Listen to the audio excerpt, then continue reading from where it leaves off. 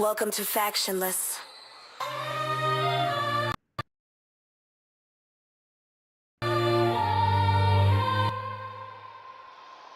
We back, no left, no right, just truth and light. Oh, oh, oh, oh, oh,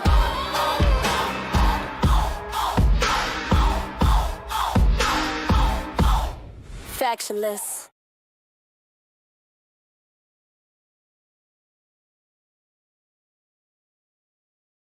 We are having a bit of technical difficulties over here today. It's been rough, y'all. But this is what happens when you're coming back. Welcome back to Factionless and welcome to the second episode. I'm going to bring myself up here in a minute. Um, Boom, here we go. What's up, y'all? Please do me a favor and share this. This is not the usual platform. We're usually on TikTok, but TikTok is extremely sensitive and I didn't want to air this episode on there.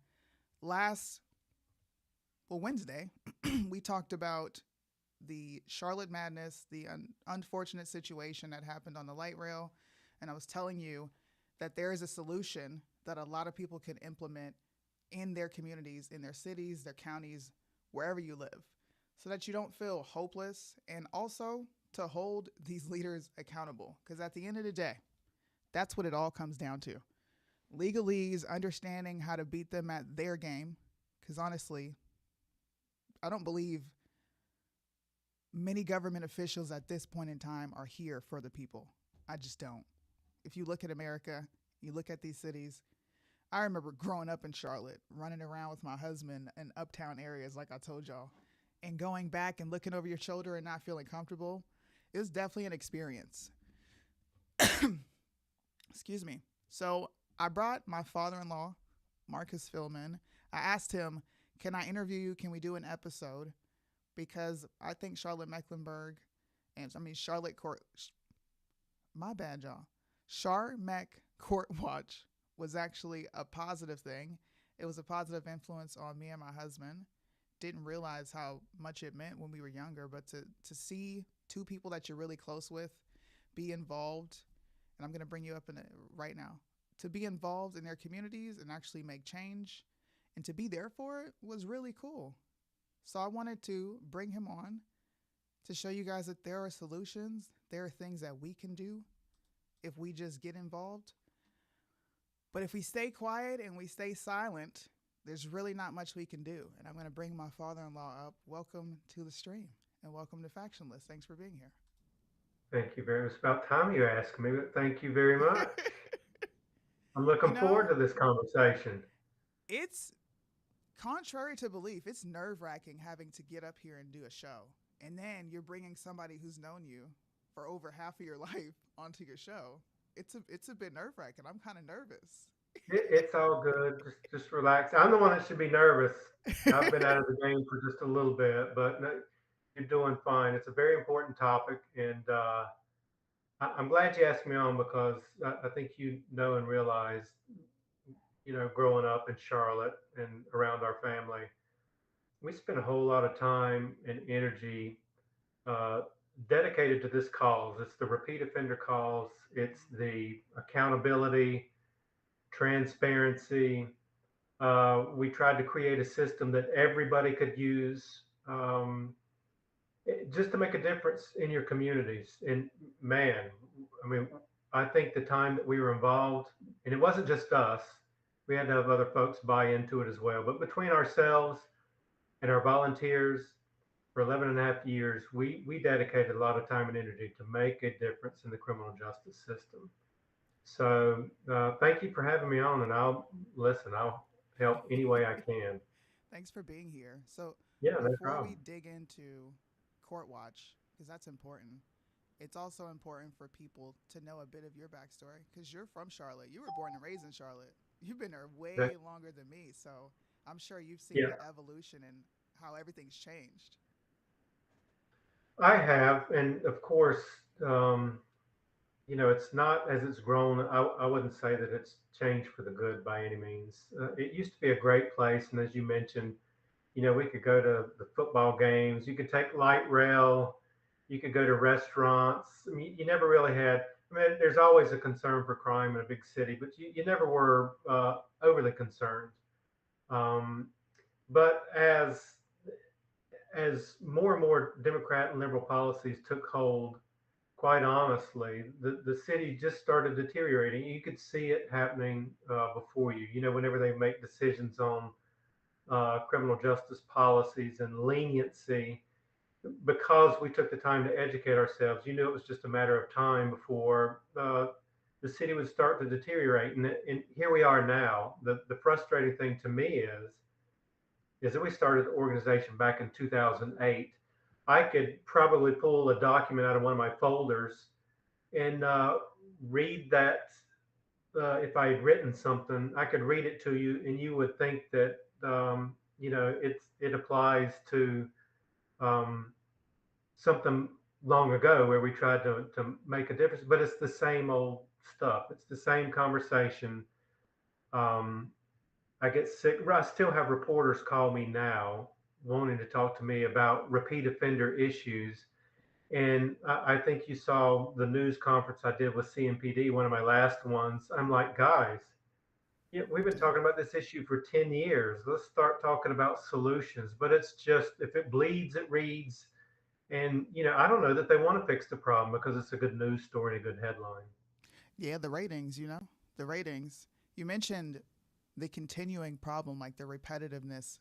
I read an article that was referencing 2024, and they had seen a 300% increase in juvenile homicides, and 62% of those kids were repeat offenders.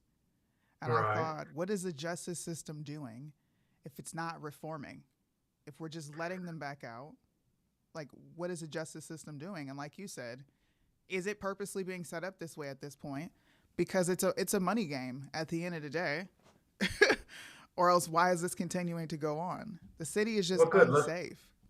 let's talk about that stat because it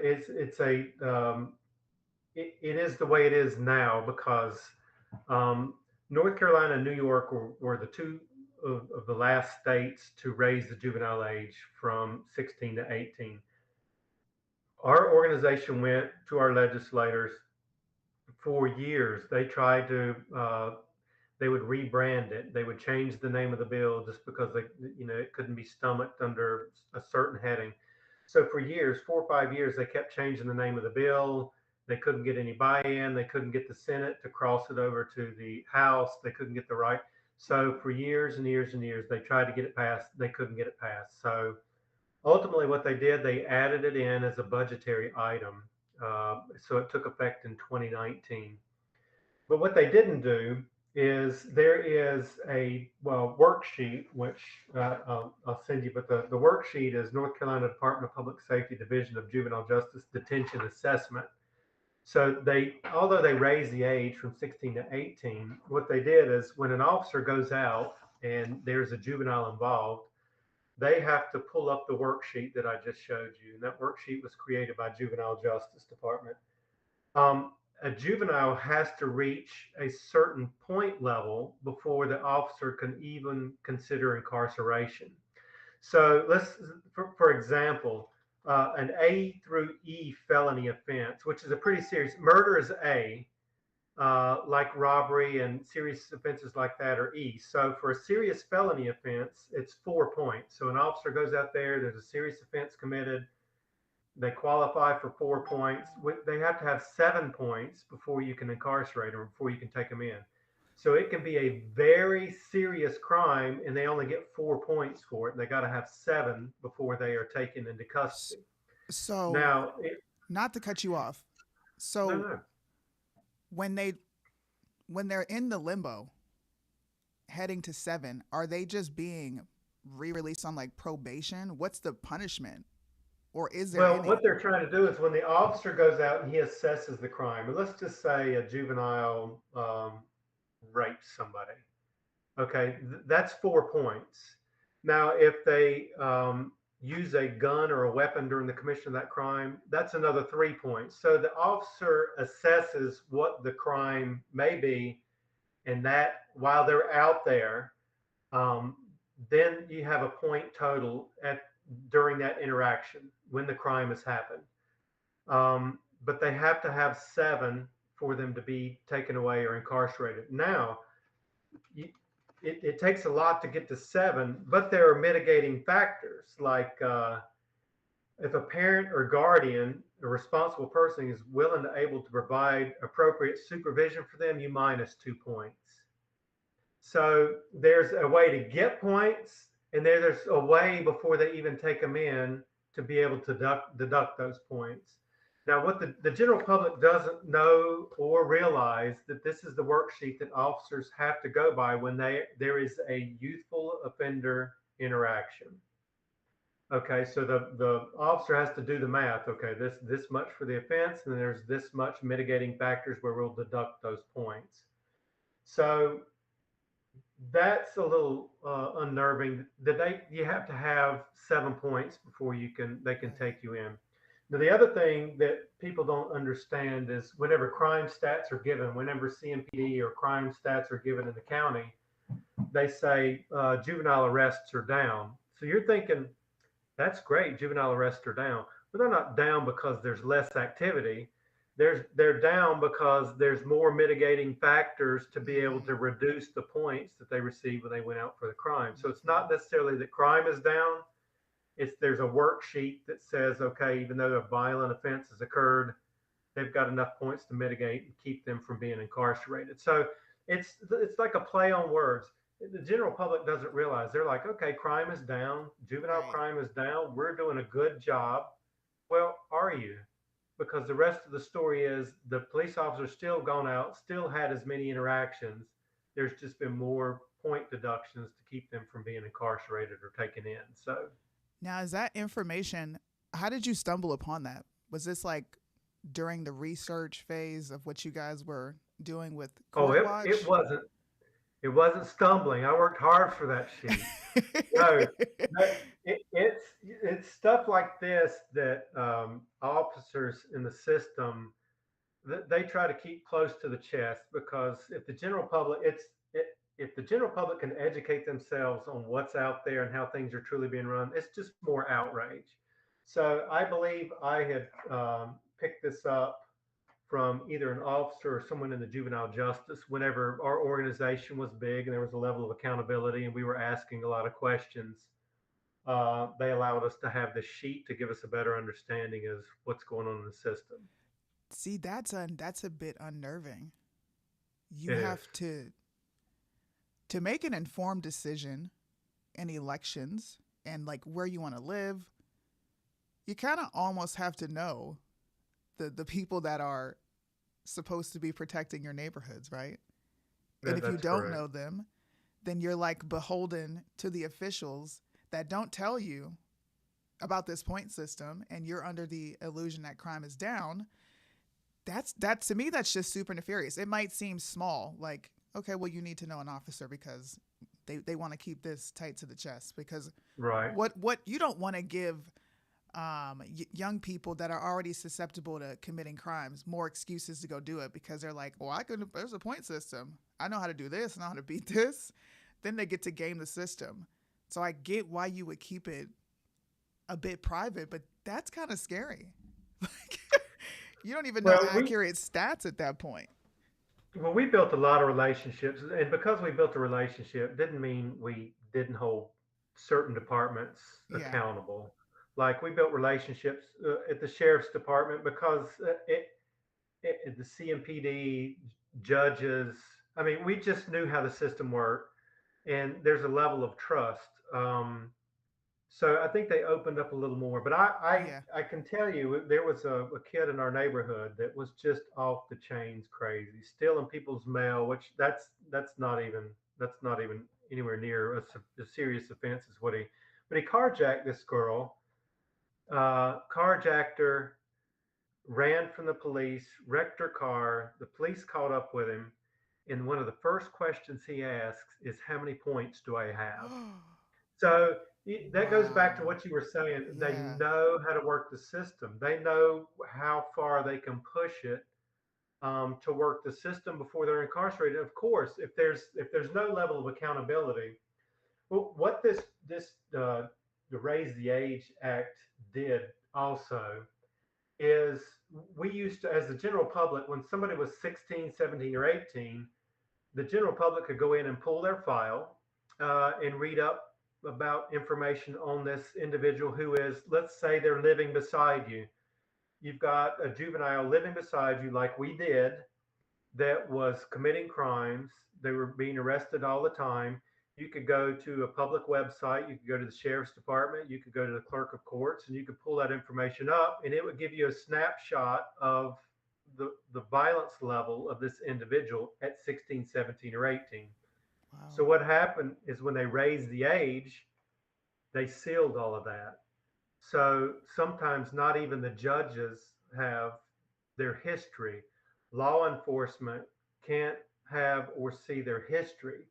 And any offense that they commit before they are 18 years old, they are not, if they turn 18, they're considered an adult. You can't use anything that they did before they were 18 years old as part of the structured sentencing to hold them accountable in the future. So if they've been convicted as a juvenile of 5 armed robberies, when they turn 18, that resets as if they've never committed an armed robbery before. So, how is the general public supposed to arm themselves, educate themselves, help themselves if you don't have the information? Yeah. So we used to always say, who holds the information controls the situation, and that's exactly what they did when they raised the age, the juvenile age, in Mecklenburg County, North Carolina. That's just a lot of mitigating consequence. It is. Um, I don't think anybody wants to see a juvenile in those conditions, locked up. But they're not gonna fear going through that if they know they can just not get away with, almost get away with it. Shoot, if they know the point system, but they just don't take it serious because Well, they don't have anybody.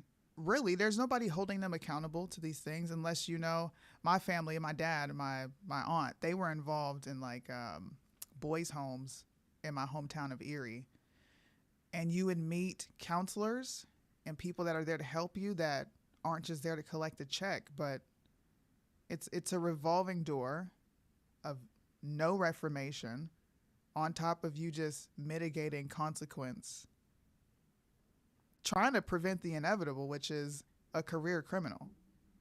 right.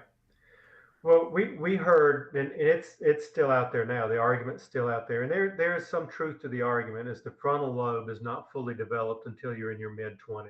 Okay, I get that, but the frontal lobe gets developed through learning and consequences.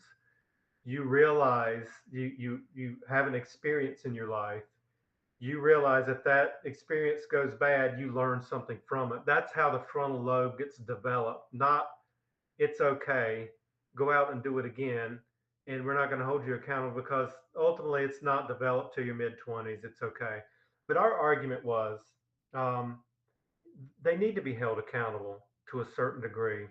There's so many things in North Carolina, like young kids before they're 16 can go out and get an abortion without parental consent. Young kids can go out, they can drive a car at 16 years old. That's a pretty big responsibility. Recently, some in California have recommended that they want to change the voting age to 16. Well, your argument doesn't hold water that their frontal lobe's not fully developed if you constantly allowing more responsibility. You want them to be able to go out and vote, which we know why they would want to change that age to Right. 16. And yet you don't want to hold them accountable for their criminal activity. I actually went to the legislators or presented to the legislators at one point in time because the other argument would be, well, once they get a felony on their record, then they can't get a job. They can't go in the armed forces. They can't, it kills their opportunities in life if they get a felony on their record.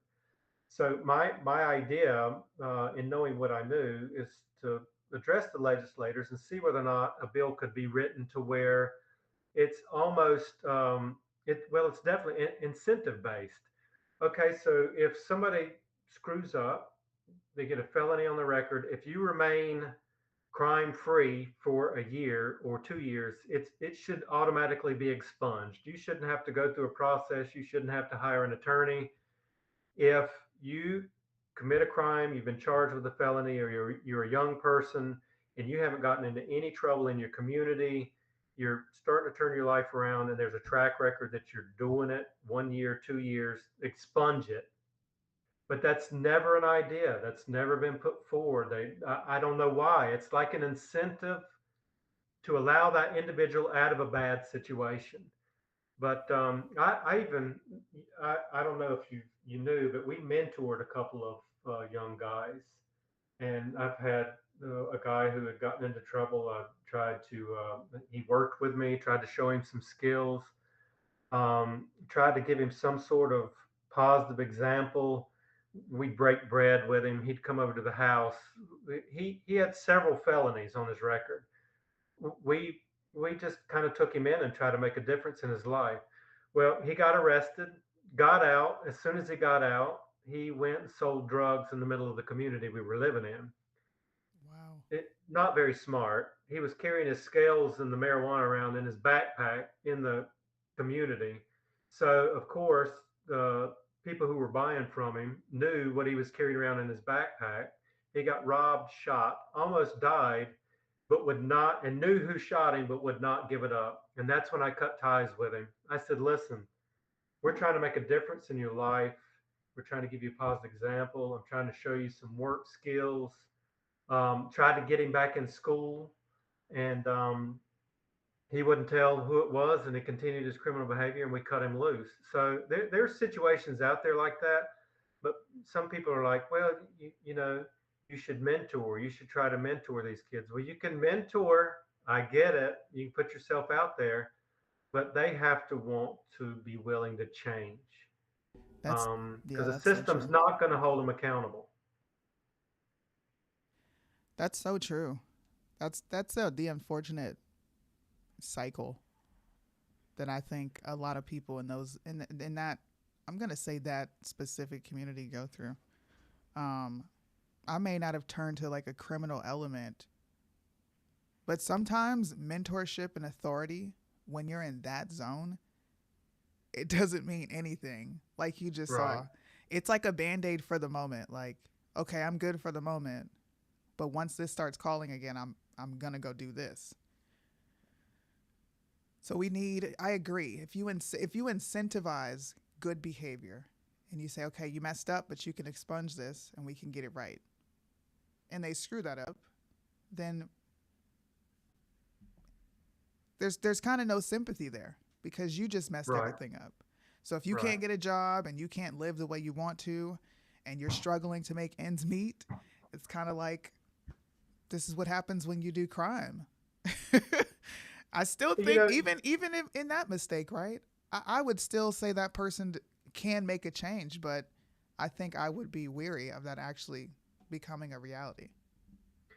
well, you get it as a parent and as a human being and a human element. You get it, and you were, we were all young. We could have all screwed up and got have done something really wrong. I think that's another area where the criminal justice system fails so bad because they want to throw money at everything that comes up. Well, we don't have enough money. We don't have enough money. When you do get the money, what do you really do with it? You don't send a message. There's nobody stern in their life in the criminal justice system because now with part of the raise the age, every offender that goes before the judge is assigned a court counselor. I mean, there's like 8 people around the table between counselors and attorneys and school people. I mean, there's people definitely in their corner. But if they realize that they can go out and continue their bad behavior, and there's uh,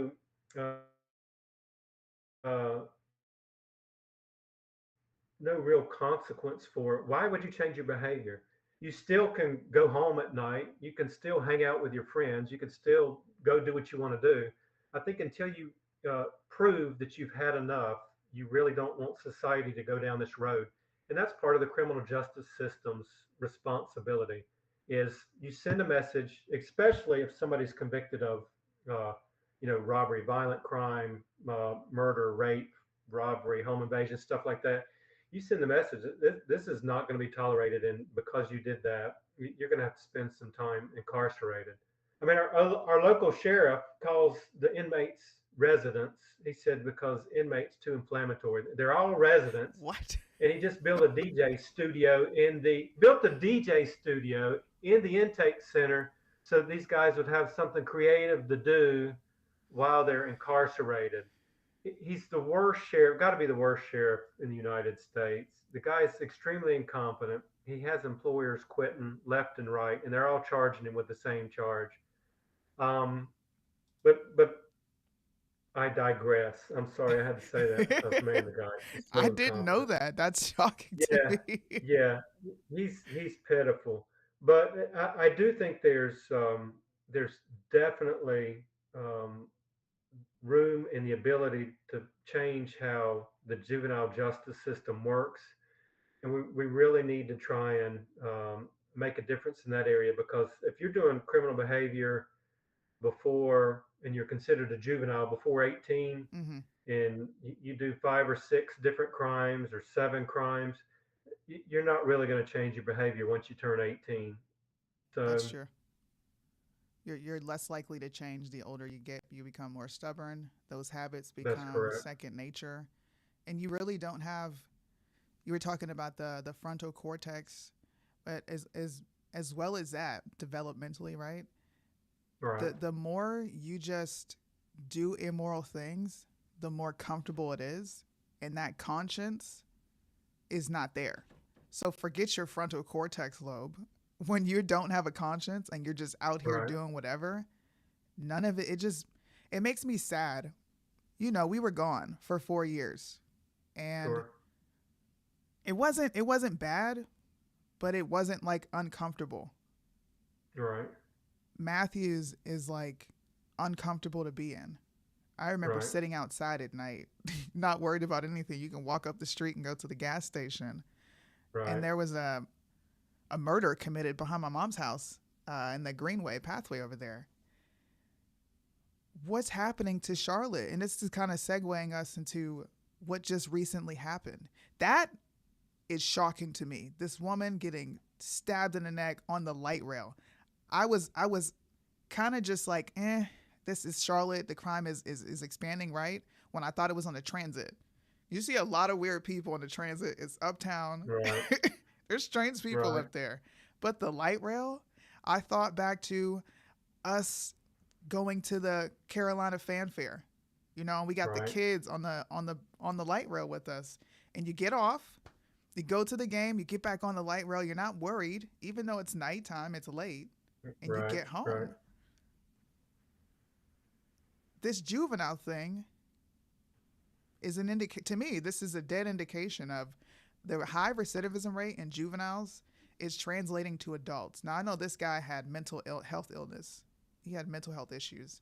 He was arrested right. 14 plus times for violent offenses and just doing off the wall stuff. How can Court Watch help mitigate those things? Because we're starting at juveniles, right? It's up 300% as far as murder goes. That's crazy. 62% of that is repeat offenders. And now we're seeing it in adults, and it's getting worse. Places that you're safe, you're not safe in anymore. How does Court Watch address that? Let me go back to 2 of your points. Okay. One is, we were talking about the frontal lobe. Yeah. Well, the frontal lobe is developed through experience. So imagine your frontal lobe being developed where you think there's no consequence for your action. Uh huh. And that's what happens is your frontal lobe is developed through experience. So if you go out and commit crime after crime after crime and you're not held accountable, your frontal lobe is saying, this is not bad behavior. That's how it's developing instead of one consequence where you're held accountable, you're in an uneasy situation, you can't get out of jail, you're being held accountable, and your brain developing that way. It's Mm-hmm. developing being told you're not held accountable, go out and do it again and do it again and do it again. Yeah. And you see the crimes accelerate. And we used to see it all the time when we would track an offender. You would see somebody, a kid, trespassing. Okay, we all look at trespassing. It's not that big of a deal depending on the circumstances. And then he went from trespassing to impeding traffic, not held accountable for either one of those. And then he went to breaking and entering into a car, not held accountable for that. Broke into somebody's house, got probation. So that's four crimes, and he's got probation for breaking into somebody's house. When he was finally held accountable, he did a home invasion and pistol whipped the dad in front of his kids. And he That's was 18 years old when he did that. But he went from trespassing to impeding traffic. They just went from you're not held accountable from the for the smallest things. You keep increasing, pushing the envelope, and finally, in your sixth or seventh experience, you do a home invasion, a pistol whip, and you're held accountable. Maybe I think maybe you got 3 or 4 years for that. But that's what's wrong with that part of the system. Um, Now, as far as court watch goes, you've done a lot of research recently, and you're pretty frustrated about Charlotte. We yeah. we spent our time for 11 and a half years with volunteers all across the city of Charlotte in the knowledge that we know and how this was all preventable, but it's all because of policy. I feel like, COVID killed our organization because um, we were going to the police stations twice a week to see which offender we were going to track, as well as I went to hundreds of community meetings. When COVID hit, you couldn't go out and do any of that stuff. You couldn't have your meetings. You couldn't go to court. You couldn't go to community meetings. And we were locked down in North Carolina for so long, like 2 years, that it pretty much killed our organization. Between that and the new police chief who came in, Johnny Jennings, we had our previous police chief, Kerr Putney. We worked together to try and we weren't partners to where we didn't hold them accountable, but we needed information from them in order to make our decisions. Um, so when Kerr Putney finally decided to retire in July of 2020, when the new police chief came in, and we'd been working 11 and a half years in Charlotte. He never called us one time. And he never called us even when we were still active. And we never had a relationship with the new police chief. So between COVID and the new police chief not really being involved or caring about our organization, the organization just became non existent because we didn't have what we needed to succeed. As far as the our system, I felt like had if Court Watch was still as active in Charlotte Mecklenburg, that this guy would have been on our radar well before he did what he did. We would have been tracking him through the criminal justice system. We had a website, so we would track somebody. We would sit in court. We would see what the judge ruled, and we would put that on our website. That's the accountability and transparency portion of what we did. So our system allowed us and our volunteers, we would sit in court. So instead of a judge um, issuing a ruling to have a mental capacity hearing on this individual and then releasing him, if it was somebody we were tracking, we would have been in court. We would have heard that information. We would have posted it on our website. We would have called one of our media sources and said, hey, this guy was in court. The judge said we need to have him tested for mental capacity, but in the interim, we're going to release him. And his defense attorney was requesting the mental health assessment as well. So you've got an officer of the court saying, my client needs a mental health assessment, that he's got some problems here. The judge says, okay, we're going to issue a mental health assessment, but we're going to release him back into the general public until that mental health assessment takes place. That's the accountability and the transparency portion of how our organization works. Had we been around, I know this guy would have been on our radar. He would have been on our website. We could have potentially made a difference. Yeah. Do I know for sure? Not 100%, but it's cases like that to why our organization was created to hold repeat offenders. Somebody with 14 arrests, that's a repeat offender. That's somebody who falls under our guidelines as far as our organization goes. Um, but this individual should have never been on the street. Never.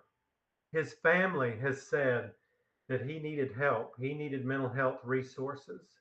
And I believe his mother was hoping that him going through the criminal justice system, that there would have been something in place because he had just been arrested for beating up his sister.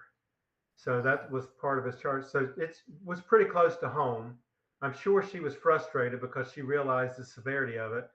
And yet the criminal justice system let this guy back out, and ultimately he did what he did. And now everybody's like, how could this happen? Our mayor writes a letter. The first letter that she puts out, she couldn't get it right once. She couldn't get it right the second time. It's like the third time she put it out, and it still wasn't right, but it was a CYA letter the third time. I think the first couple of sentences was talking about, the tragedy and the poor victim. And the other 5 pages were how did the criminal justice system fail the offender in this case. So you don't have to look far. Our organization, we were such a tool, such a resource for these public officials.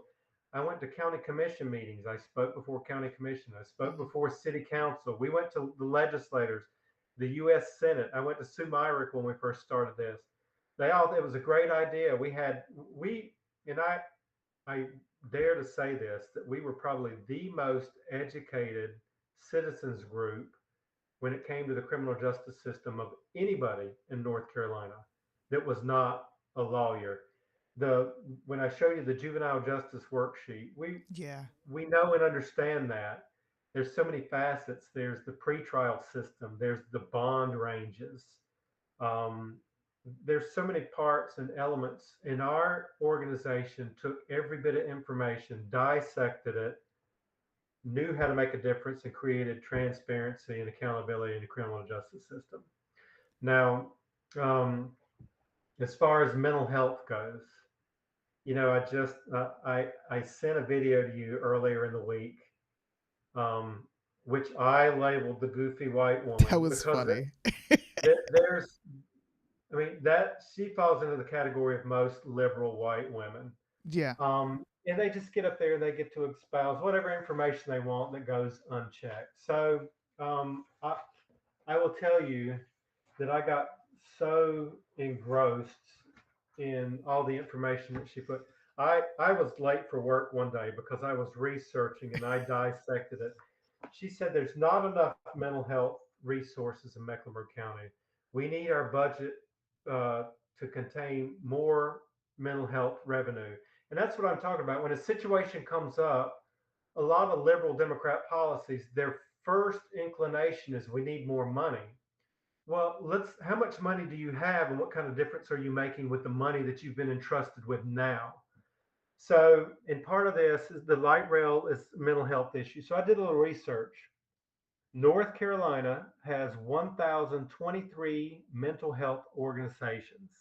So there's 1,023 mental health organizations that operate in North Carolina, and they have 101,353 employees. It's a They lot of people. earn more than $1 billion a year in revenue, and their assets are $953 million in assets. That is the mental health industry in North Carolina. So, why do we need to keep throwing money at that when it seems like there's a lot of money in the pot?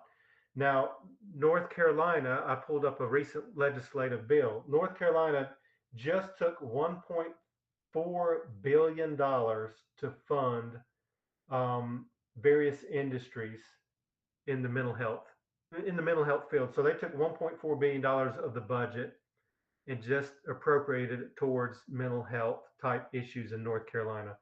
So between that figure and the figure that the mental health organizations are already operating on, obviously they're operating clearly making enough money.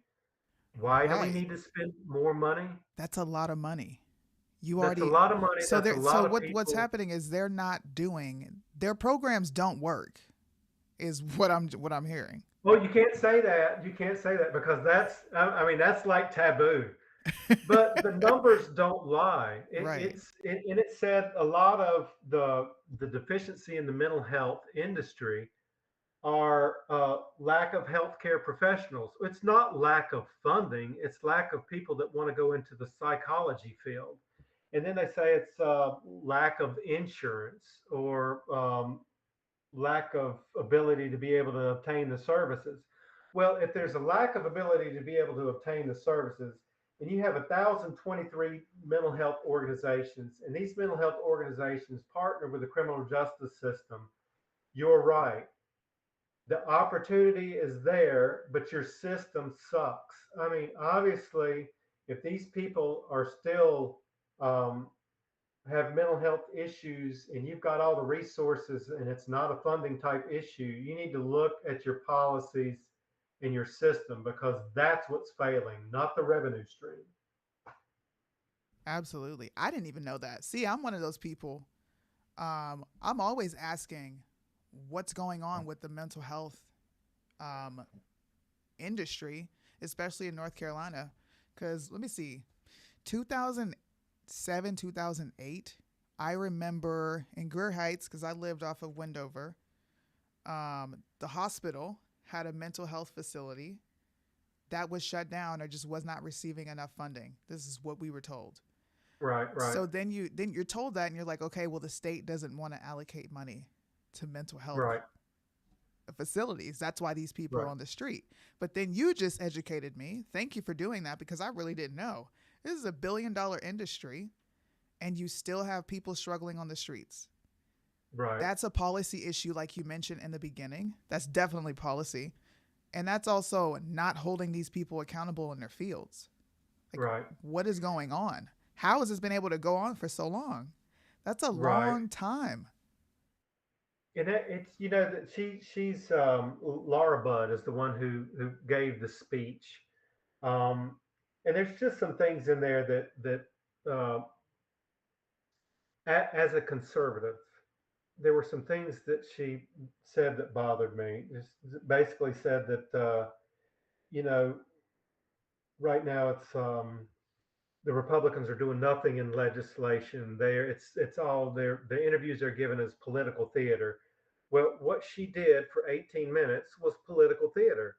Um, exactly. and and she's giving misinformation to the general public because she's saying that there's not enough funding. There's not enough funding. Well, I researched it. Do you think between the $1 billion a year in revenue that the organizations are bringing in and their $953 million in assets and the $1.4 billion to the legislators just gave the mental health industry, I think that's a pretty good start. So I'm not sure why you'd give a press conference saying that ultimately, annually, $2.4 billion is not enough to address a mental health. It's a pretty good start, That is a good I start. think.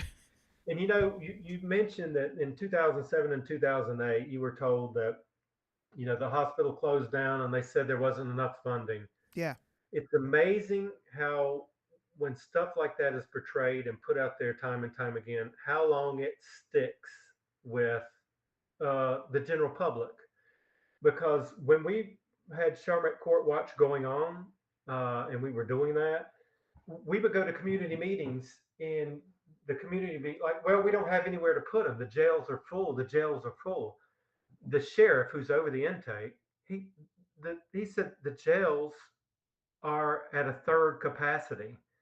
And for years, because the Charlotte Observer, the local newspaper, all the media says there's not enough room. There's not. They propagate this lie.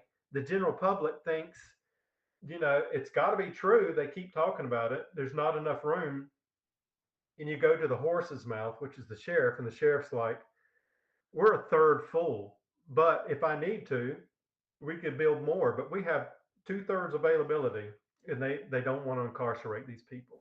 So it's that's how the general public believes stuff, and it's no fault of their own. They're trusting Right. people and organizations and political officials to be honest.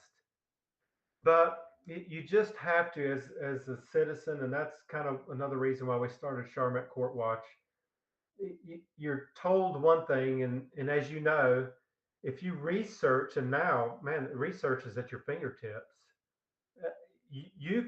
uh, you can educate yourself really quick and realize that a lot of this stuff was either half truths or it's been a lie that's been told so many times in the past that it's still being told, but it's not true.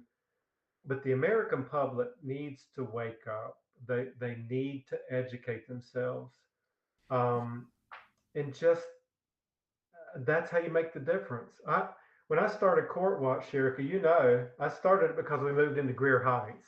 Yeah.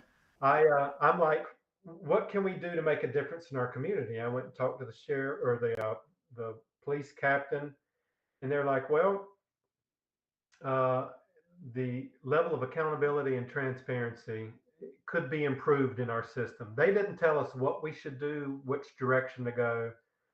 So we took that bit of information and went to the DA's office because the DA's like, well, we're not having people show up. They don't show up, you can't prosecute. So we just kept taking these tidbits of information and research. And is this true? Is this true? Is this true? And then ultimately, we were engrossed in multiple facets of the criminal justice system. It was just kind of overwhelming. So, Jackie and our house was broken into. Um, and we were always told by the DAs the victims never show up. We have to dismiss the charges. They never show up. Well, there was one offender, they caught the offender who broke into our house. Um, and we were tracking another offender, and we were in court that day, and they read out all the elements of our case. We had no idea our case was even going before the judge. And you're not supposed to interrupt the judge, but I'm sitting in the back. We're tracking somebody totally different, and the DA reads out all the elements of my case, and I was like sheepishly raised my hand because you're just not supposed to do that in court. And the judge is like, bailiff, go see what that man wants back there. So I tell the bailiff, and the bailiff goes and tells the judge, and the judge is like, go ahead, stand up and speak. And I'm like, that's my case. He's reading out in court. And this is the first I've ever heard of it. It's been 4 months. I've not heard anything out of the district attorney's office, and they're trying to dispose of my case and never even contacted me or communicated with me that this is going before the judge. Um, and so the DA, they stopped court, and the district attorney came back and talked to me, and it didn't go over well in court because I basically just called out the DA's office for not contacting me as a victim to be part of the process. Mm-hmm. And the judge allowed me to speak before the whole gallery that was there. And I pretty much told him I was disappointed. I've been told that victims don't show up, you got to dismiss charges. And here I am, my case is here, and I didn't know the first thing about it. So um, you just find when you get involved, you find out a lot of stuff, more than you'd ever want to know. That's, I didn't even know that. I knew Yeah. the house had been broken into, but not contacting the victim. This is like a really multifaceted issue. I know you had said, like, when I said, "Hey, send me over what I need to research," and I Where opened do the I stand a document. U-Haul truck? Yeah. It was a lot of information in there, but this is necessary, and I hope people are enjoying knowing these resources and where to look and how to get the information, because even I don't know this. This is necessary for me to know, even though I'm like freshly new back in the United States. It's been a year. I don't know my sheriff. Of course, I don't really go outside of the protection of the military, but we should all be involved and know these things. And I can only imagine how it is here in Nevada. I can only imagine. This is a way different speed than North Carolina. It's a lot faster. And there's something going on outside of this gate every single day. An assault, somebody getting, shot. Police just had an incident here a few months ago where they had to unfortunately, take an innocent person's life because there's some crazy stuff that goes on here. I can't say it on YouTube. I'm not trying to get taken down, but just not knowing how to put a curb in crime as a citizen, it's crippling. And then it's infuriating because you have a DA that's not informing you on what they need to be informing you of, and it's a continuing cycle of not addressing crime. What policy could you come up with to force them to have to do their job? You have assistants. Like, you can't have your assistants make sure that they contact these people. This is when you need to come to court. Why is there no department there that's assisting the DA to send out pieces of mail to make sure that these people come to their court case, especially if they want to file charges? How can the police departments, I mean, even if the police departments are held responsible or hold some responsibility, what do you think people could introduce as far as legislation goes? Because I do think policy is going to hold people to a standard versus just protesting and making your voices heard. There has to be something solid and concrete to make them do their job. Well, I will tell you, Sergey, it's the leadership that's something that we don't want to miss in this podcast. The leadership is crucial to policy and public safety Okay. because you mentioned somebody writing letters to get the victims in court. Yeah. Well, when when we started our organization, we endorsed and backed a new district attorney who was elected. He hired a victim's advocate in his office, and she did exactly that. She would write letters. She would want to make sure people go to court. I think there were multiple, but it's the leadership. It's seeing the importance and the value in it. And I think I don't want that to be missed on anybody. And I know I've brought up the fact as far as conservative values, and Yeah. I know I brought up the fact that this lady rubbed me the wrong way just because it was like a blame game, political Yeah. theater, and it was all liberal policies. But I will tell you, when we um, when we started our organization, we had volunteers from every walk of life, and you need that. We always said, and it's true to right now in this day, nobody asked to be a victim. And when somebody comes up to rob you, they don't say, "Are you a Democrat? Or are you Republican? I want your wallet." This is what's troubling to me. Is this should be um, one of the biggest issues in this country because it should be non-political, non-partisan. It's about public safety, which we all want that luxury. We all want to go out of our house. We all want to do things together as a family. We want to go to events and not have to worry about being victimized. And that has nothing to do with political affiliation. This crime, accountability, and everything else, um, it should be a national issue no matter what your political affiliation is. Yeah. We have one of the best sheriffs that we had was Sheriff Irwin Carmichael, who I think was twice the sheriff in his sleep as ours is currently working. But he's a Democrat. But the guy he had good policy. He was compassionate. He was about accountability, and he was a great representative for the city of Charlotte. But he got voted out because the Latin American coalition they got behind the current sheriff because he said he was not going to support 287G program, and they helped him get elected. And Sheriff Carmichael lost his job. That's the problem with the city of Charlotte too. There have been good leaders in place.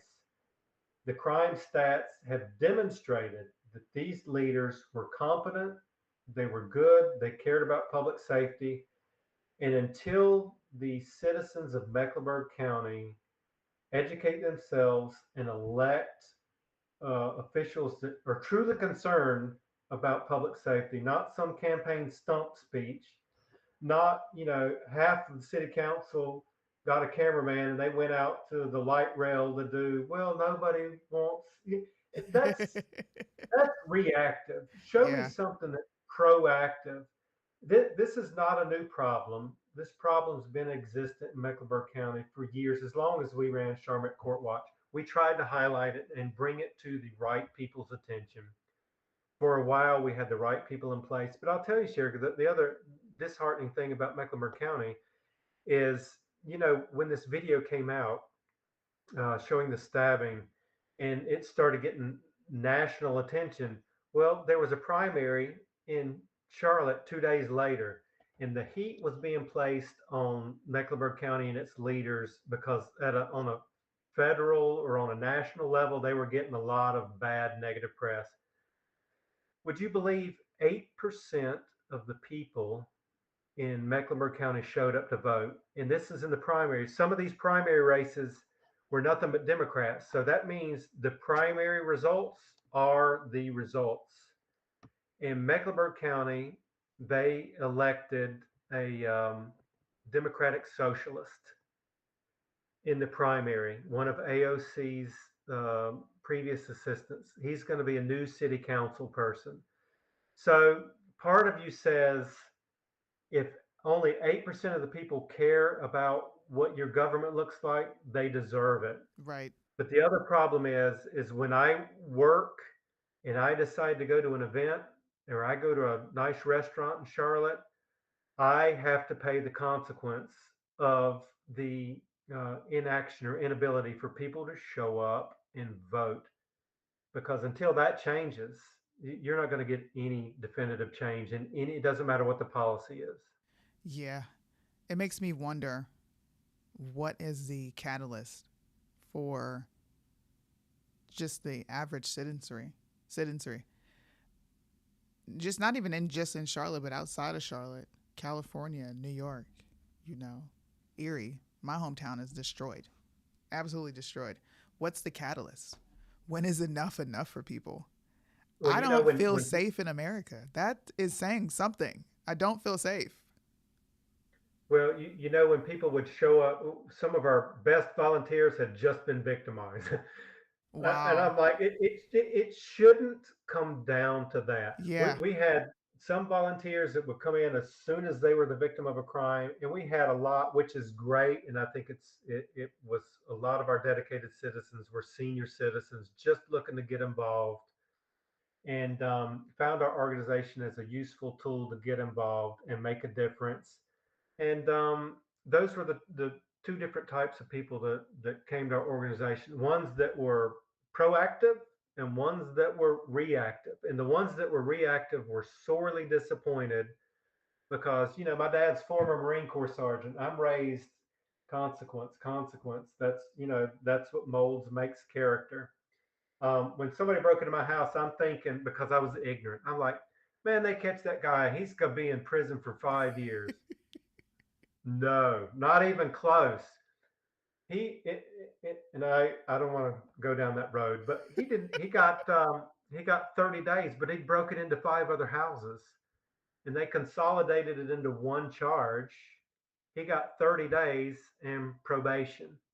And I'm thinking at that point in time, I'm raised a certain way. I'm thinking consequence, consequence. And then this guy gets to break into five people's houses. And if you've never been broken into, I mean, you're always like, what did this guy go through? What did he see? Am I going to be safe? He knows my house layout now. Is he coming back?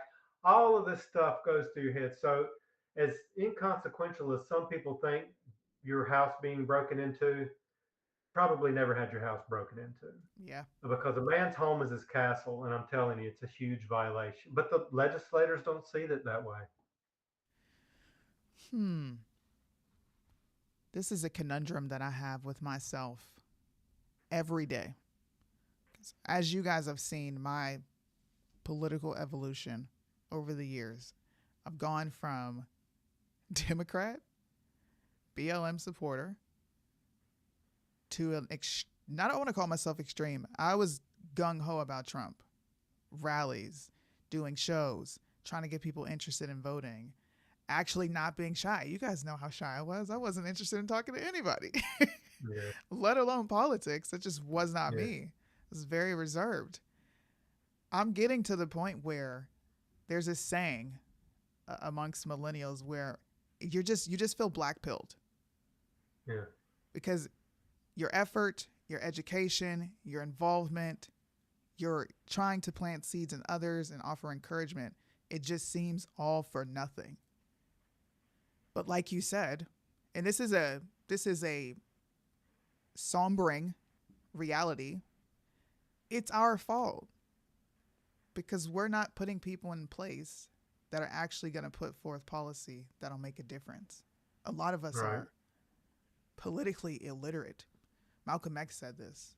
You're immature because the things that you're looking for are band-aids. They're not a fix to the problem. You donating more money, expanding government here, that's not going to fix the problem. What's going to fix the problem is policy, common sense policy that makes sense. And it's really hard to get people outside of this political binary system where it's left and right. And I think the left is horrible. I'm not ever going to vote Democrat because their policies just don't make sense. But like you Right. said, when there is a Democrat with policy that makes sense, we have to be on board with voting for that person. Right. Right. Well, if I can, and by you guys reaching out to me really recently, all this stuff that's going on in society locally. There were just four guys arrested 2 days ago. They stole a Dodge Charger and then fired some bullets into an apartment and killed a 4-year-old kid. That's Four young guys. So if what this has done is it's stirred the fire in me again, and it's made me do some reflection. And if I can give you or anybody any words of encouragement, let me let me try. You know, you brought up the millennial saying. I'm too old to know what y'all's millennial sayings are. I'm in the centennial phase. But so let uh, my wisdom. Let me see if I can come across appropriately. When I started um, CharMeck Court Watch, it was an idea, Sherika, and I had no idea where I was going. It just was. It just started a fire. There's things that I learned when I started this organization. And one thing that I learned and I told myself is your representatives put their pants on one leg at a time like you do. Reach out to them, ask for a meeting, get involved. If you think, well, who am I? They're never going to see me. They're never going to talk to me. Well, push the envelope. You're a constituent. If they don't want to see you, then are they the right leader for you anyway? Um, so we started this organization, had no experience. I had no public speaking experience. I had no research experience. I have no secondary education. It wasn't important in my family for we didn't talk about college. I didn't go to college. So we took an idea and made that idea with the wonderful help and involvement of volunteers and some good leaders and created an awesome organization. But I think part of, um, I wouldn't say my downfall, but part of the collapse of our organization wasn't that it wasn't needed or wasn't valued by the citizens. It was I put too much of my trust and faith in the people when obviously what we built and what we did was not of my making. I think that was God's work. I think God blessed me and used me and knew what I had in me to hold people accountable, to do the work that we did, because ultimately there was a lot of what we did was against evil. What we see right now is evil because when there's lack of accountability and the crime continues and the crimes get more severe, that's evil. Um, and I think God gave me a gift, and God found a way, found a path for us to be successful. And I kind of lost hope because I put my faith in people when I should have put more faith in God because He's the one that has given me the abilities to do what I do now anyway, and to be as vocal. So anybody that's out there is watching, I see the same thing in you. Um, like you said, your story is you were more liberal, you were BLM, something in you clicked, and now you've got a very successful podcast. You put yourself out there. You were never a public speaker. You articulate well. You're putting yourself out there, and I think that's a blessing, and I think that's a gift from God, and you're using it for the right reasons. So I think anybody who says, man, I could never do that, I could never put that together, I could never be involved like that, or I wouldn't know where to start because you have to start to be guided. Yeah. And I think unless you have enough courage to be able to move that ball forward, you're never going to know what your capabilities are. And I think there's a lot of people out there that just don't know what to do or how to get started. Start just whatever your passion is, start one question, ask one question and expand on that, and you never know where it's going to lead you. Those are it's actually words of encouragement, and it is wisdom, because I do have I believe in humanity, Right. right? And I didn't Right. have that. I didn't believe in humanity before. So people doing bad things, I don't care. Like, that's them. As long as it doesn't come to my door, what am I going to do about that? But I think having, my son, and then having the girls, and then life, and you see life is real. Like, all this is real. Right. Everything you Right. do is real. There's somebody watching. That's what it was for me. It was, I have kids watching. I'm beholden to something. Like, I'm a small finite being on this planet. There's way more than I'm leading on with my own understanding. There's way more to life than what you're just leaning on. Do more. But I don't have that hope in humanity anymore. I don't. People are wicked. So a woman just got poked in the neck, and I'm not asking for people to put their life on the line, right? But for Right. a whole minute, nobody knows what to do, and they're just sitting there. And Right. I saw the unedited footage. Okay, Yeah. that I woman can't. bled out. Yeah, I can't do that because that would stick in my brain forever. And what I saw, I see the before, her minding her business. I Yeah, see the after, and the heartbreak that she's crying, and within a very short time frame, she's dead. yeah, But you can't get her back, and you can't say there's some. And it all goes back to leadership, and we have such poor leadership in Charlotte.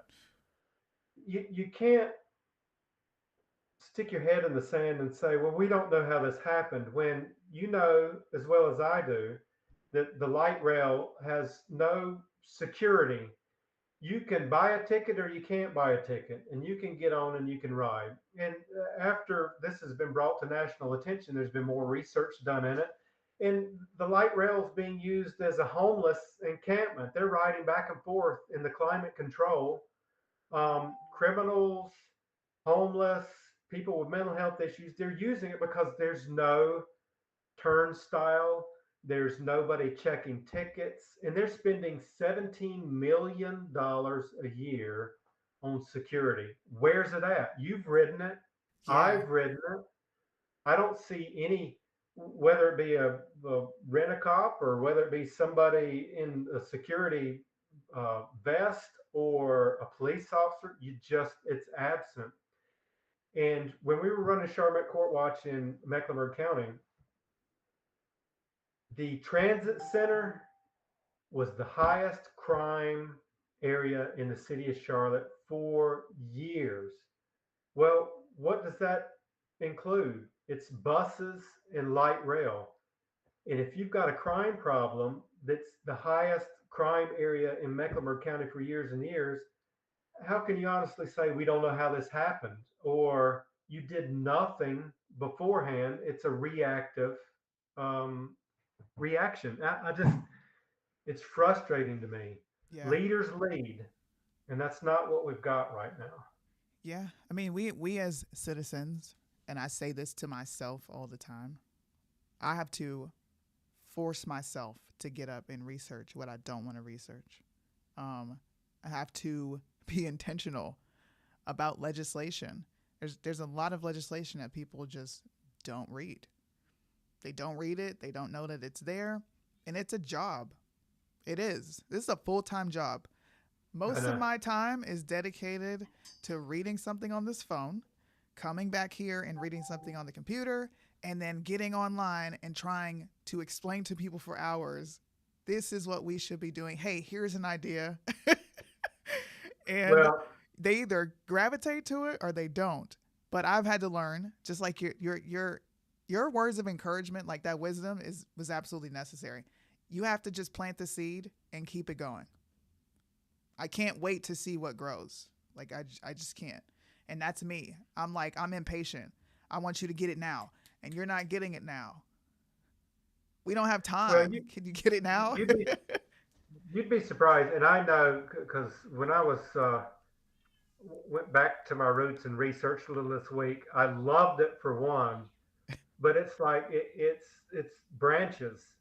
So I start out looking at funding for the mental health, and then I end up way down the chart on something else that's still related, but it's a breakdown to what I started. And Yeah. I was like, man, I've got to meet somebody in like 15 minutes. It's going to take me an hour to get there. You can get engrossed in it. And once you get started, it's like peeling back the layer of an onion, and you're like, Hmm. oh, well, this is why this is, and this is why this, and Yeah. before you know it, 10 hours has gone by, and it seems like nothing. But I could also tell you, you never really know who's watching. You say you do this sometimes, you feel like you do it in vain, and I get it Yeah. because we seem like we spent so much of our life. I would share the law.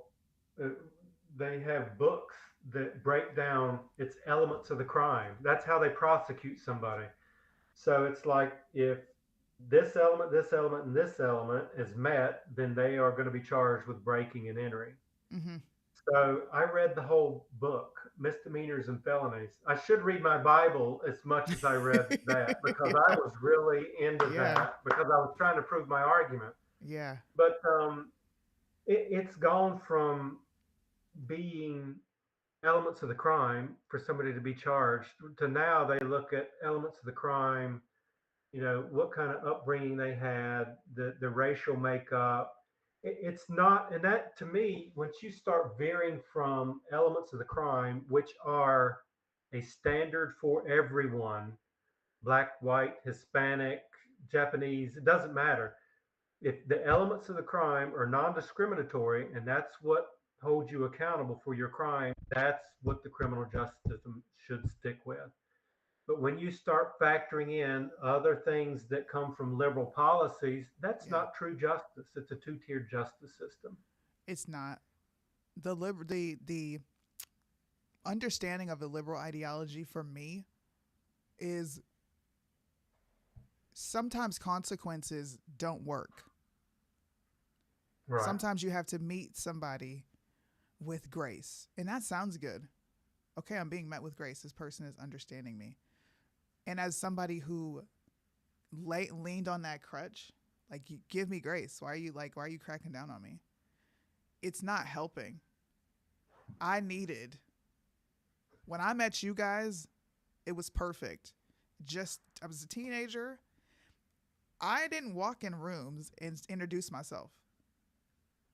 You just didn't do that. Most of my time was not spent around people I didn't know. I spent little amount of time around strangers, and the bulk of my life always around my family. Always. So if I'm walking in the house, it's my auntie. Hey, Yeah. I don't Yeah. think. Let me go introduce myself to these people. So right, I'm standoffish to you, and you guys are like, "What's up with this girl?" But in my mind, why didn't you extend me grace? Even though that's like the most selfish thing to do. You don't know me. What do you mean you want grace? Go introduce Yeah. yourself, and maybe Yeah. that grace can be given if this person Yeah. understands you. But I'm telling people, I'm not a criminal, but I understand that mentality because I was a product of my environment Right. 100%. And when you Right. keep giving someone grace, you don't help them.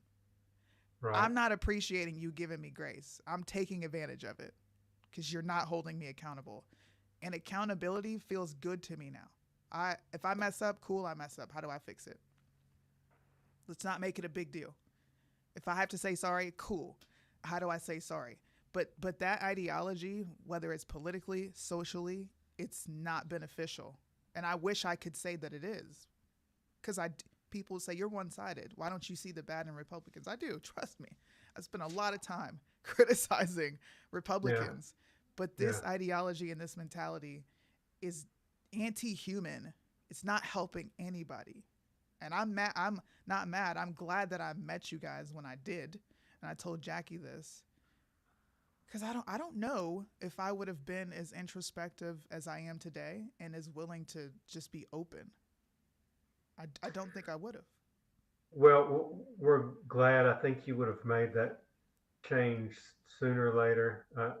We don't want to take credit for your development. You Uh, guys played a massive role. You may not think you did, but the private conversations that me and Kyle have had, Kyle would be like, "Babe, you're just like Marcus." I'm like, "What?" I would get pissed. What do you mean? No, I'm not. You need to have my side on this, this, this, and this. Like, okay. And yeah. he's non-confrontational. I'll let you handle it.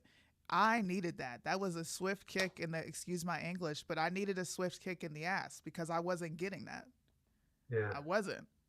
Y'all are extremely pivotal in who I am today. And it's been my work, absolutely. But you need people around you that are going to challenge you. I needed discomfort. I didn't have that. Well, I think if you ask every successful business person, every successful marriage, every successful situation, it's not an individual achievement. It's who you choose to surround yourself with. Because you can have a great positive mindset and you surround yourself with a gang member or somebody who's, atheist or, Yeah. not really going towards anything positive in your life. Mm-hmm.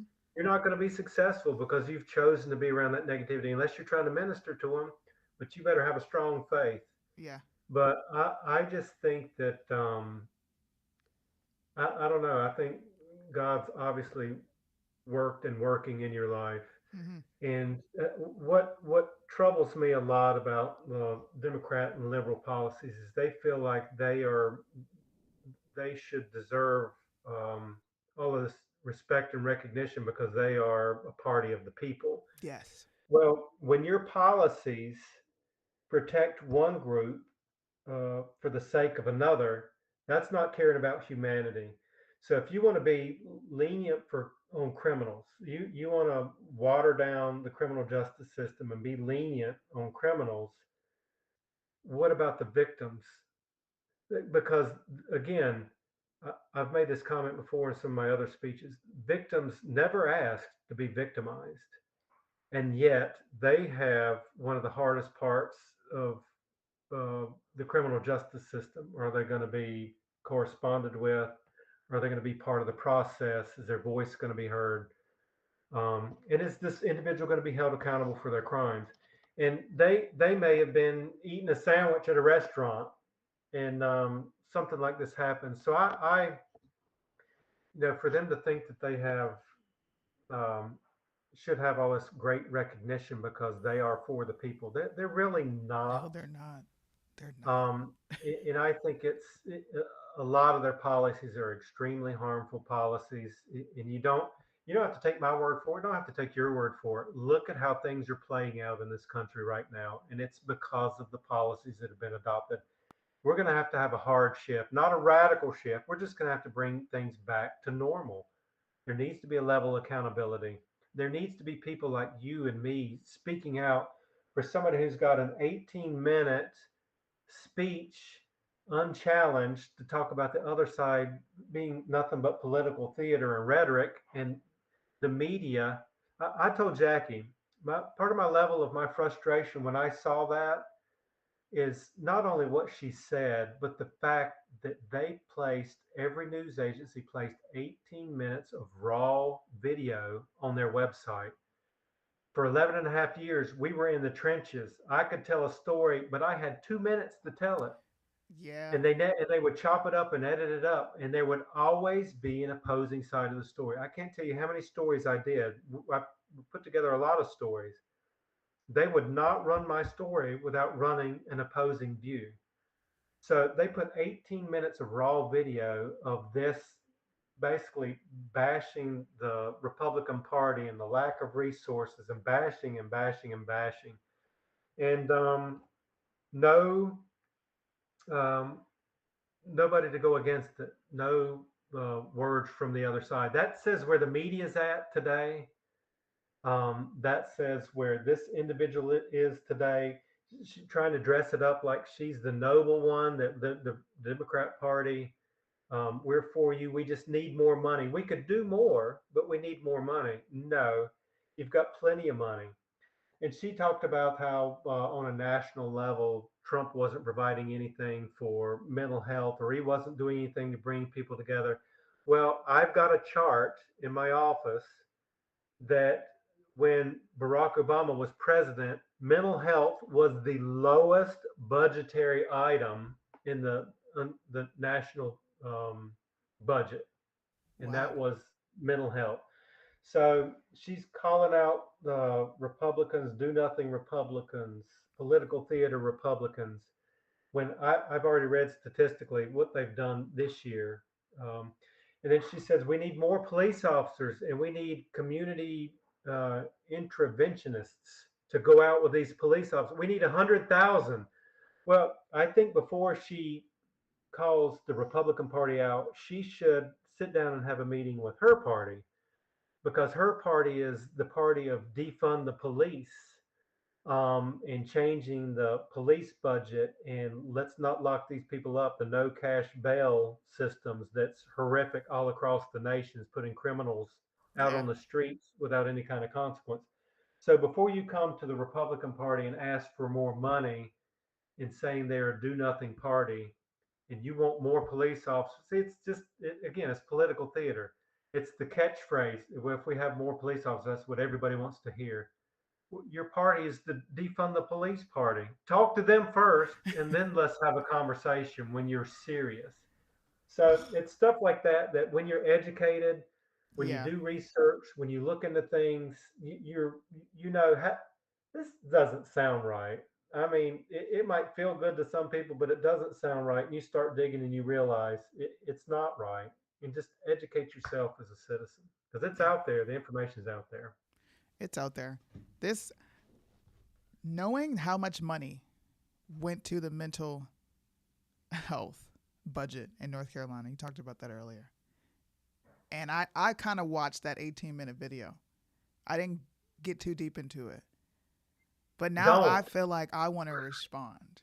I'm not Yeah. I'm gonna watch it because I want to know what she said. Yeah. But we number one, the millennial generation, we're so vocal. Yeah. We really are. And I think we're Yeah. the middle child because we're older than the younger Gen Zs, and we're Yeah. falling in between Generation X. It's like being able to pull from both. Lady, you want more money. You have the money. Somebody should put up a paper and say, here's how much money was dedicated to what you're asking for. Now, what Right. have you Right. done with it? That doesn't seem like those questions really don't seem to get asked. Even at the Right. presidential level. Why is this not happening? It's just certain media companies get selected. That company gets to come in. It's curated questions. I don't really get to ask you what I want to ask you, and you keep evading responsibility. Like, Well, how again, do like I I say, reach out to her? I would love to reach it, out to her and say, you've got a pretty big budget. What are you doing with it? well, and I think it, like I say, it's definitely an unchallenged idea, and those are the easiest ideas to hold, is when they're unchallenged. Yes. But out of nowhere, the city. So she is one of our legislators, one of Mecklenburg County's legislators. Laura Budd is one of Mecklenburg County's legislators. She came to give this speech, and then this woman steps into the frame, and it's District 6 City Council person Kimberly Owens. I'm like, what is your role here? She steps in and says, "Well, I thought it was important to give Laura Bud because what she's talking about is tough, and I thought it was important to give her the support she needs." And I'm like, and then she kind of sidesteps. I'm like, lady, that is political theater. What do you mean she Why in needs the help? world? I mean, you are just a prop. You can't get your own publicity. You can get it if you do something. If you Right. do something proactive to prevent crime, you're going to get some publicity. But to step in the frame and say, "Well, I'm here because to support her, and she needs my support because what she's doing is tough." Lying, grandstanding, and political theater is not tough. It's the norm. She was just there because it's election season coming She up, want to and be it was seen. her opportunity to get into this 18-minute raw video clip. Yeah. It's comical. When you see it and you're educated and you Yeah. realize what's going on, you're like, that's so stupid. What are you doing? I mean, you're just a prop, and you allow yourself to be a To prop. be one. Yeah, Yeah. how do So you get into the business of public service and you don't offer services or render services to the public? I often wonder how well, these I people, how do you sleep at night? I don't think I would be able to sleep knowing I'm like not doing my job at all. yeah. Well, and I think that unfortunately there's a lot of leaders like that. Like I say, that the mayor got it wrong 3 times. Uh, Sent a letter out, and it was one sentence victim, 5 pages or Yeah. 5 paragraphs or however long it was about how we failed this person. It was a huge outrage. So then she writes another letter, tries to clean it up a little bit as a public statement. It still wasn't much better, and then puts the third one out and talks a little more about the victim. But that's not leadership. That's over a period of a week, 8 days. Yeah. That's like she's waiting to see what kind of reaction she gets before she has one of her assistants write a new letter up, and let's see how this one's going to fly. Yeah. The right leadership has their pulse on the community, realizes how devastating that situation was, Hmm. is not beholden to any political party. You're beholden to the human race, Right. and you make a statement based on the human race, the human element of it, and try to help the community heal. You think the community healed whenever you come out 4 or 5 days later after the video was published nationally and they started getting Yeah. that kickback, and you put something stupid out like that? How did we fail the offender in this situation? That's not leadership, and that's what this city has a problem with. Excuse me. Is you know letting your voice be heard and going, what harm is it? Put it on your calendar. What harm is it going after work 1 day every 2 to 3 years and pull the lever in a primary? It's got to be a primary. It's got to be a priority for people, Yeah. because there's people that fought and died for you to be able to do that. Hmm. There's it's not a date to where at the beginning of the week they're going to say, okay, on Wednesday we're going to have a primary. You know when the primary is going to be. It's Right. a year out. It's a couple years out. It's scheduled. Make time for it, and until people do that, Hmm. um, I think you're going to continue to get bad policy, bad leaders, and citizens are going to scratch their head and say, well, "What happens? I don't know what to do." Go vote. That's Yeah. what you can do first and foremost. So Well, I have a one more question for you. We said all this. I think you provided a wealth of knowledge. I hope people. I'm gonna actually edit this and put some reels on TikTok to generate you're more going to give me traction two on this. minutes like the other news agencies do? I gave you, to be fair, 100. I said 100. 1 hour and 30 minutes. No I love edits. it. I love it. No, this is a serious question though. How do you think? This is what I ask everybody. How do you get people excited to be involved? Trump made it exciting. He did. I had no intention I on voting for him, but he I made it think exciting.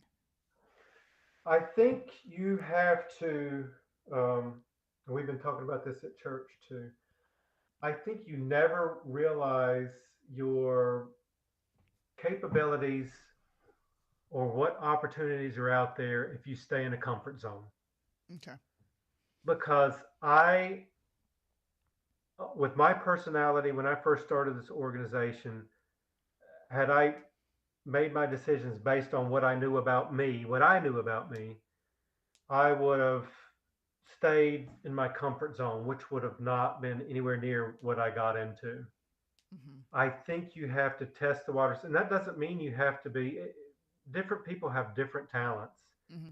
You don't have to go out and do public speaking like I've done. You don't have to go talk to your local elected officials or national elected officials or be involved in legislation. But you can sit behind your computer and do some research Yeah. and start there. And it may be a progression. You may be given some facts or you may be told a story and you're like, that story just, it's not adding up. It doesn't sound right. Let me look into that. Let me dive into that a little bit deeper. And you start doing some research and it something clicks in you like, well, that's not right, but they continue to say it. Mm-hmm. Let me see what I can maybe do about it. And you just never, if you never put yourself out there for a potential failure, Yeah. you're never going to realize your potential or realize what God's potential is for you. So I think that's how people get involved, and people have different talents. There's people, the people that can recite scripture, and I'm very impressed by that. But that's not me. There's people that volunteer heavily, and that's their passion, and they love it. That I do it to a certain degree, but that's not Mm-hmm. necessarily my passion. Mm-hmm. Um, find out what your passion is and give it 110%. Find out what your interests are. If it's, what are your interests topic wise? Doesn't necessarily have to be criminal justice system. Could be how laws are written or how that process even starts or finishes, or Mm-hmm. it's got to cross over from the Senate and the House, and they've got to make changes, and it's got to go back through the process. Just Mm-hmm. something. Educate yourself on something because whether you get involved or not, you can. Folks could be sitting there watching your podcast and loving it, and then they'll click on another podcast and love it. And that's all they may do in their life. And Yeah. that you know, more power to you. But whether you're involved in the process or not, the process is going to involve you. Right. Um, you could be out, you could be criminalized, you could have to pay higher taxes because of legislation, you could Mm-hmm. only be able to drive an electric car because of policy, you could, and that affects your life. Your Mm-hmm. groceries could be higher because of somebody's policy. You could, you could have limited parental rights, which there are some states that limit parental rights. Right. That's a policy that you should educate yourself in. See what your passion is, because again, whether you want to be involved or not, it's going to come to your door. Right. And I would rather tell my kids, tell you guys, if things went south, I would know. Listen, they went south, but I gave it all I could to make a difference, Mm-hmm. and it still went south. Or when it goes south and you can't turn back, you're like, man, I should have got involved a little sooner. It's you. People need to decide that because sooner or later it's going to come to your door and it's going to come for you and it's going to affect you, and you don't want it to be too late. Be proactive. That's solid advice. That's what I tell people. Yeah. It's time to get off your butt. I tell people stop politically gangbanging, like you set tripping, Right. right? Right. They Right. don't. Right. It's funny. I've been on both sides of the political spectrum. I dug deeper on the right, and now the left and the right don't like me for one reason, and it's just simply asking questions. Anywhere I go, I ask a Yeah. question. Hey, what do you think about this policy? Automatically, you're a Democrat. I'm like, shouldn't we both be thinking about the policy and how it That's right. affects us? Right. Like, That's right. Yeah. we have to Yeah. talk about this.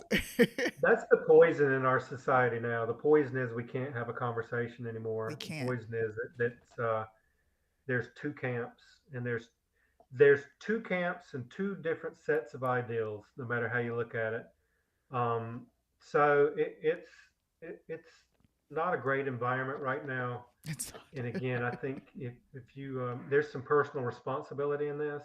Yeah.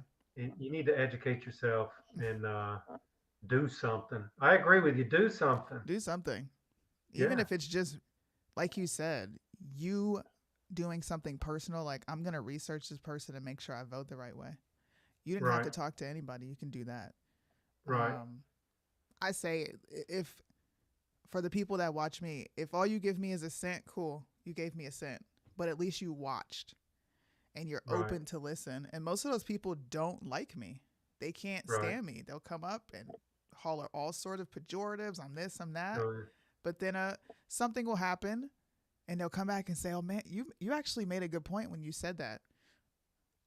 I'm cool with that, but it seems like those moments are far and few and in between now, and it's not right. just the left anymore. That's That's what because made me lose that humanity. I'm like, I don't believe in any what? You guys can't be well, trusted. you're dealing with it, it's not necessarily political affiliation. You're dealing with reasonable and unreasonable people. Yeah. So, I mean, a reasonable person you can have a conversation with. You can see their way, they can see your way. You still might not agree, but Hmm. you're uh, basically you're cordial to each other. An unreasonable person holds that ideal, and you run across it. They call you what they call you. That's Yeah. their way of making a difference for their party. And they're not going to change their way. They're not going to listen to what you have to say. Hmm.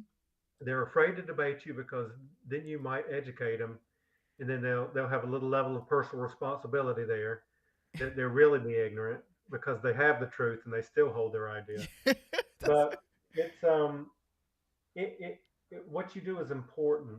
Uh, Getting information out there, factual information out there is important, and I hmm just can't stress it enough, guys. This is the day of the internet and the AI and the facts at your fingertips. Yep. Start putting things together. Start being a responsible member of society, and Yes. you need to pull your weight. If you're not out there voting, you're not educating yourself, and you're like, it's my vote doesn't matter. It doesn't matter because you don't vote. Go out there and vote. So Get out there. it's it's important. It's important what you do, and I hope you stay strong because it's really important to get the message out. I am. What encouraged me to even come back to YouTube and just like take this serious again, and it's unfortunate that this happened. Um, but I watched Charlie Kirk get murdered. I Yeah, saw that video, raw, unedited, and I felt a sense of mourning that I never felt. yeah, I broke down on my knees and cried. And I've never done that. I'm not that type of person. I'm not about yeah, to outwardly express like that. And even Kyle consoling me cuz he was confused. He's like, "What is wrong with you? What's going on?" And he picked up the phone. He's like, "This is not real." He's in a state of shock while trying to console me. And knowing that all this is because of conversation, it makes me want to have more conversation because we yeah, shouldn't be afraid to talk to anybody. And yeah, why do you want to kill somebody because they said something you don't like? Society is like too far gone. And it's not time for people to tuck their tail between their legs and turn into like wussies. It's not. It's time to get. I've always been unapologetic about my views. Like, I'm not going to shy away from it. But now I'm really unapologetic. right, right. Well, you have a different kind of argument. He had a different kind of argument. Yeah. His and man was he talented, but um, his arguments were based on faith and facts. Mm-hmm. And I used to tell people all the time, it's facts over feelings. That's what should rule policy. Mm-hmm. That's what should, rule political environments. The facts over feelings, because we can all get emotional about stuff. I can get emotional about stuff and still be wrong. Yeah. If somebody's got the facts to change the situation and I choose to ignore it, then that's on me. Yeah. But we would I went to a city council meeting one time and we were talking about the 287G program, and our organization was there to support it, or I was anyway. I lost some volunteers because of it. But this lady gets up and she gives this whole speech about um, this Hispanic. I know this Hispanic woman. She was walking in the park. She was dragged behind the bushes. She was violently raped, and this went on very, and I mean, a very graphic and detailed story. Mm. So her time's running up, and she's like, "Of course, this story isn't true. However, it's situations like this that would cause somebody not to report it because they would be afraid of being deported." And I'm like, What? "Lady, you just gave a whole 2.5 minute descriptive vision of a situation that never happened, and you said, well, this could be what happened if this situation was true." And I'm like, that's again, that's like feelings over facts. That it doesn't happen, and it doesn't happen because of other information that I have, how the 287G program works and how Right. everything works. But it's just these people have these strong feelings, and that because they've got these strong feelings, or I'm passionate about humanity. I want them to be healed. I want them to be better. So I am Yeah. right. Where your systems have been in place, people have gone through your systems for quite some time, and they're not working. It's That's a failing. fact. So Yeah. it's facts over feelings. That's what people need to live their life by. I agree. Thank you for coming on here and giving a wealth of knowledge. You educated me on just things that I didn't know. Oh, you're Um, welcome. and I hope a lot of people learned from this. I'm going to be uploading this to TikTok. I'm going to upload this to my other social media platforms. Um, Also, I didn't even get to call you and tell you this. I have another interview for you lined up with my boss. His name is Liddell Buggs, and he runs a platform called the Counter Move Podcast. He's based out Okay. of Dallas, and I told him about Court Watch and everything you had done, and he was interested. So, Yeah. some probably this weekend, I'll give you a call, and we'll get you whenever your schedule's open. We'll get you on an interview with him, and that's going to be even. He's more entertaining than I am. He's funny. I can't wait to see you guys sit down and talk. Well, I appreciate the opportunity because again, that's part of my frustration in running the organization. Sherika, I've got Yeah, so much up here, and I've got so many files and so many. We didn't even really talk about how we picked our offenders or how Court Watch yeah, really worked. We just kind of talked about the injustices yeah. today, and I hope if you had me back on in any way or capacity, just to Of kind of give you course. the how the how the program got started, how it worked, how we chose our offenders, how we got that information out there, because it's a system. Hmm. And when we started that system to be not only statewide, but even expand it nationwide, because it's a system that it can be used no matter what state, no matter what county you were in, and it's a level of transparency. So I would like to. I know we didn't touch on it much, how the Yeah, actual system works, but if we get that information out there and anybody had questions about that, I'd be more than happy to answer or of direct course them. we're gonna have you back, Charlotte. This case, this event, actually got me interested in paying more attention.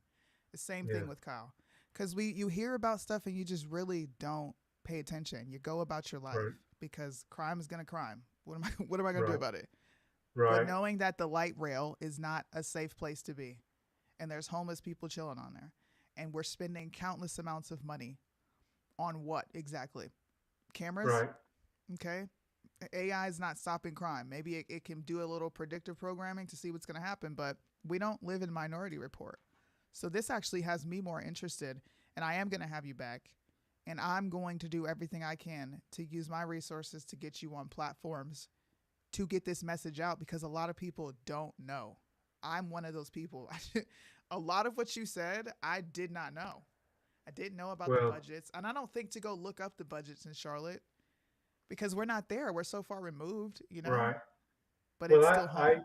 I appreciate it, and I'll maybe next time I go to the city council meeting, I'll recommend you get the $17 million because you could probably come up with a group of people that could protect light rail a whole lot better than it's being protected right Probably. now. So yeah, yeah. So I appreciate that. I really do. This whole situation, and again, it's caused me to do some reflecting. It's Yeah. kind of ignited the fire back up. That my all this knowledge that I have, whether it be paper form or in my head, maybe it can still help somebody help themselves or make a difference. And I think that's important. And I think what you're doing is extremely important. And we're proud of you. We really Absolutely. are. Thank you. Thanks for tuning in, guys. I'm probably going to be live a little later on my other platforms. Thanks for tuning in. For everybody who did tune in, thanks for being here again, Marcus. I appreciate it. And we'll You're welcome. chat, and we're going to set up another interview because I do want to go deeper into Court Watch and how people can get involved, what the starting points are. I think today was just a good introduction, you know? Like we talked about, people don't listen in my field of work unless they can relate to you. They This don't. this this was this was a teaser. Now, everybody send in $1,000 checks, and I'll give you the rest of the story. Send in the So money. All there right, you y'all. go. All We'll right. catch you. Thank you, Sherika. Oops. Look at me. I'm over here doing stuff extra. This is why I need my husband here to make sure that I'm doing this right. Because I'm over here butchering everything, y'all. It's okay though, because this is all going to be edited out. This was a live interview that you all got to see. I had fun talking about it. It's always nerve wracking when you have people on your platforms that know you, right? Like, this is my father in law. He knows me. It's intimidating, man. I'm over here like, let me make sure I'm doing the right thing. Let me make sure I'm saying the right words. It's super intimidating, but it was fun. So, TikTokers, if you tuned in, I'm going to be live on TikTok in a few. Thanks you. I said thank you. Thank you, YouTube, and thank you to everybody who tuned in. Peace out. The edited version of this interview, we're not going to cut out too much, but we're going to make sure that we make a good episode that people can watch without all the technical difficulties. Will be up probably as early as Monday if I can get the editor to get it done. So tune in. Make sure you tune into this platform and make sure you guys are subscribing. I see you in the chat. Hit the thumbs up. I'm going to have more episodes like this where I come on and react to something. You'll get to hear a more professional, diplomatic response from me versus listening to me talk to irrational people all day, trying to make a difference mentally. You get to hear me actually in my element. This is my element. This is actually what I started out doing. I started out doing YouTubes. I started out reacting, talking about legislation. And I got away from that because, like I mentioned earlier in the conversation, you know, you just lose hope in humanity. And that hope is just dwindled and dwindled and dwindled. The farther along in life we get, especially coming back to America. I'm so saddened by what I came back to. And peace out.